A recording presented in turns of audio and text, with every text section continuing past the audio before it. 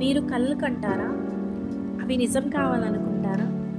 అయితే ఈరోజు నేను చెప్పే కథ మీరు తప్పకుండా వినాల్సిందే. ఒకతను ఉండేవాడు. అతను రోజుకి 300 రూపాయల జీతానికి పెట్రోల్ బంక్లో పనిచేసేవాడు.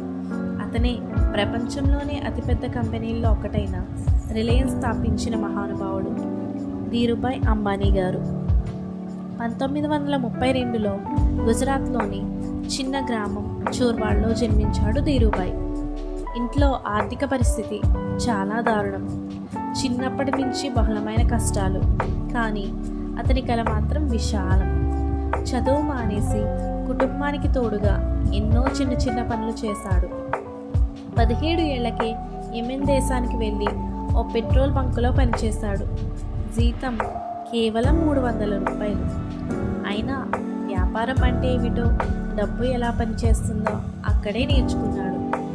చాలామందికి అక్కడే జీవితం ముగుస్తుంది, కానీ ధీరుభాయ్కి అది మొదటి పుట మాత్రమే. భారతదేశానికి తిరిగి వచ్చిన తర్వాత ముంబైలో 15,000 రూపాయలతో చిన్న వ్యాపారం ప్రారంభించాడు.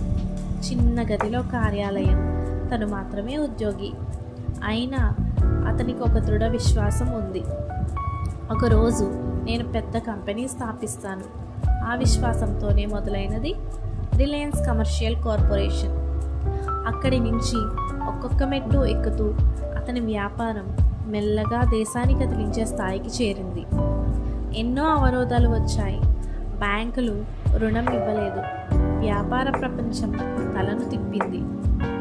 పత్రికలు విమర్శించాయి, కానీ ధీరుభాయ్ ఆగలేదు. అతను నమ్మినది కస్టమర్. ఆయన చెప్పారు, కస్టమర్ దేవుడు, నమ్మకాన్ని దోపిడీ చేయకూడదు.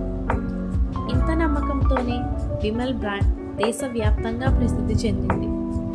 వస్త్ర పరిశ్రమ నుంచి oil, gas, telecom, retail, digital అన్ని రంగాల్లో అతని కళ మారిపోయింది.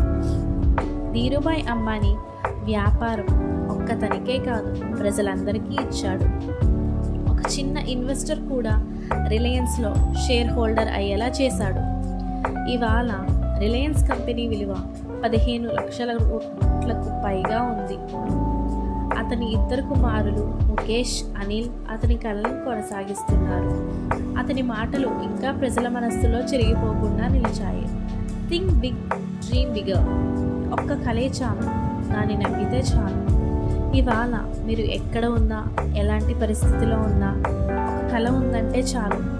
ధీరుభాయ్ మాదిరిగానే మీరు కూడా చరిత్ర సృష్టించవచ్చు. మీరు కూడా కలలు కనండి, కష్టపడండి. ఒకరోజు మీ కథ కూడా దేశం మొత్తం గర్వించే కథ అవుతుంది.